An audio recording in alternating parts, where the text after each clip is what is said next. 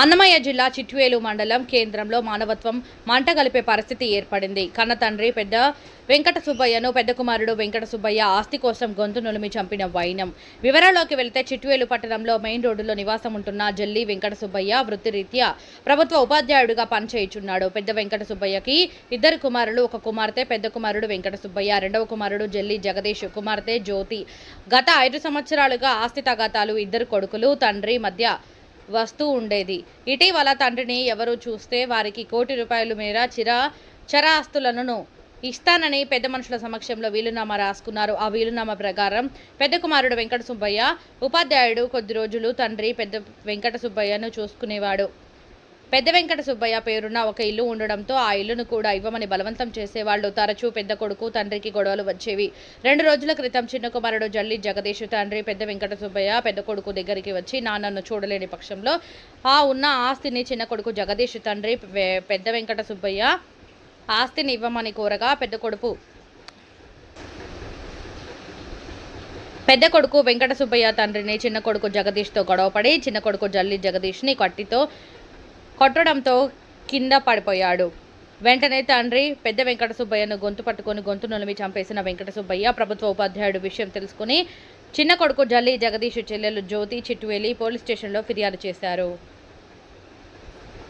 6/6/2025 ఉదయం సుమారు 9:30 ప్రాంతంలో మన చిట్వేలు టౌన్ నందు మెయిన్ బజార్ వీధిలో ఉన్నటువంటి టీచర్ వెంకట సుబ్బయ్య వాళ్ళ తండ్రి పెద్ద వెంకట సుబ్బయ్య మరియు వాళ్ళ తమ్ముడు జగదీష్లు నెల్లూరు నుంచి వచ్చి వాళ్ళ కుటుంబానికి సంబంధించి ఆస్తుల విషయాలలో పరిష్కారం కోసం మాట్లాడుకుంటుండగా వాళ్ళ తండ్రి గారైనటువంటి పెద్ద వెంకట సుబ్బయ్య ఒక్కసారిగా కుప్పకూలిపోవడం, అతన్ని హాస్పిటల్ తీసుకుని పోతే అక్కడ ట్రీట్మెంట్ చేసి డాక్టర్లు చనిపోయాడని చెప్పి నిర్ధారించడం జరిగింది. కాబట్టి భాగపంపకాలలో భాగంగా వాళ్ళ మధ్యలో బాగా డిస్ప్యూట్స్ ఉన్నాయి. ఈరోజు అవి మాట్లాడుకుంటూ ఒక్కసారిగా ఆయన కుప్పకూలిపోవడం జరిగింది. దాని మీద వాళ్ళ మైదుకూరులో ఉన్నటువంటి వాళ్ళ కుమార్తె జ్యోతి ఇచ్చిన ఇప్పుడే కంప్లైంట్ ఇచ్చారు. ఆ కంప్లైంట్ బేస్ చేసుకుని ఎఫ్ఐఆర్ చేసి ఆయన మరణానికి గల కారణం ఏదో డాక్టర్ల పోస్ట్ మార్టం తర్వాత ఏ విషయం ఏంది తెలియజేయగలుగుతాం. ఒంటిపైన ఏదైనా బ్లడ్ కానీ గాయాలు కానీ ఉన్నాయి సార్? ప్రస్తుతానికి మనకు ఇద్దరు అన్నదమ్ములము. మా నాన్నగారు 74 సంవత్సరాలు వృద్ధుడైపోయాడు. మా నాన్నగారిని సాకుతానని చెప్పి మా అన్నగారు చెప్పారు. తర్వాత అలాగే నీ దగ్గర ఉన్నటువంటి స్థిర చరాస్తులన్నీ నా పేరుతో వీలునామా రాస్తేనే నేను నిన్ను సాకుతానని కోరగా మా నాన్నగారు అందుకు సంబంధించి ఒప్పుకొని సుమారు బంగారు, డబ్బు, ఇల్లు ఇట్లాంటివన్నీ దాదాపు ₹1 కోటి విలువ చేసే ఆస్తులన్నీ ఆయన పేరుతో వీలునామా రాశాడు. వీలునామా రాసిన తర్వాత ఇంటికి తన వద్దకు తీసుకెళ్ళి కొద్ది రోజులు బాగానే సాకి అవన్నీ తన సొంతం చేసుకున్నాడు. డబ్బు, బంగారం అంతా తన స్వాధీనం చేసుకున్న తర్వాత ఇంకా ఇంటిని కూడా బాడుకి ఇచ్చేసి ఆయన బాడుకు కూడా తెచ్చి నా కట్టు అని చెప్పి అడిగాడు. ఆయనకు పెరాలసిస్ ఇట్లా ఉన్నాయి. ఏదో గవర్నమెంట్ తరఫున అప్పట్లో ₹1000 పింఛను వస్తున్నప్పుడు కూడా ఆ పింఛను కూడా నాకు తెచ్చి ఇవ్వమని కోరాడు.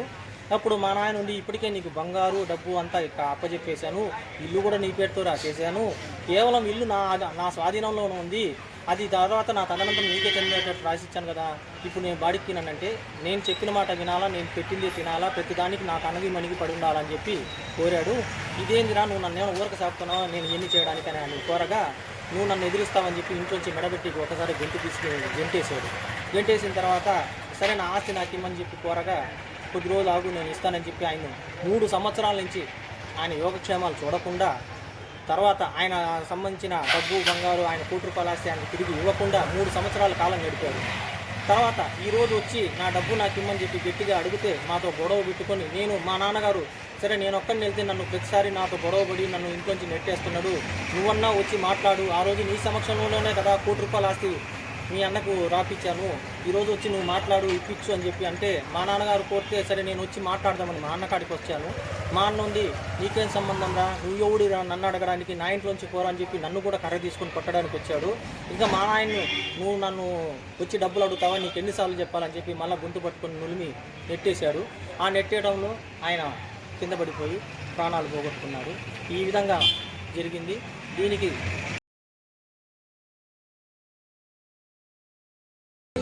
నువ్వు ఏమన్నా నా కింద పడితే ఎట్లా నేను చూసుకునేదిగా మంచం మన వల్ల నేను చూసుకునేది లేదు అంటా వచ్చినారు. సర్లే అని మేము గమ్ముకుంటా వచ్చినాము. ఆయన సర్ది చెప్తానే వస్తానే ఉన్నాం. సర్దుకో ఎక్కడో చోట ఉండు అని అట్లాగే జరుగుతూ వచ్చింది, కాలం గడిపింది. తర్వాత చివరికి ఒకరోజు పంచాయతీ చేశాను చిట్వేలు అమాసంలో. పంచాయతీ చేసినప్పుడు ఆస్తి ఇస్తామని ఒప్పుకున్నారు. ఆస్తి ఇస్తామని ఒప్పుకున్న నెలకే మళ్ళీ మా అందరి మీద కోర్టు నోటీసు, పంచాయతీకి వచ్చిన పెద్దల మీద, మా మీద, అందరి మీద తిరిగి కోర్టు నోటీస్ వేశారు. అలా 2 నెలలు కాలం గడిచింది. ఇప్పుడు చివరికి మళ్ళీ ఆస్తి అడగడానికి మా నాన్న మా ఆయన నిన్న వచ్చినారు. వాళ్ళు ఊళ్ళో లేరు, ఈరోజు ఉదయం వచ్చినారంట. ఉదయం రాగానే మా నాన్న మా అన్నని తీసుకొని వచ్చినాడు ఊళ్ళోకి. ఊళ్ళో వాళ్ళిద్దరు గొడవ పడతా ఉన్నారు. అక్కడ ఏం జరిగిందో, ఆయన ఎలా చనిపోయాడో నాకు తెలియదు. ఇప్పుడు నాకు ఆయన ఎలా చనిపోయాడో నాకు తెలియదు. అది చేస్తాడో నాకు తెలియదు. మా నాన్న ఎలా చనిపోయాడు అనేది నాకు ఇప్పుడు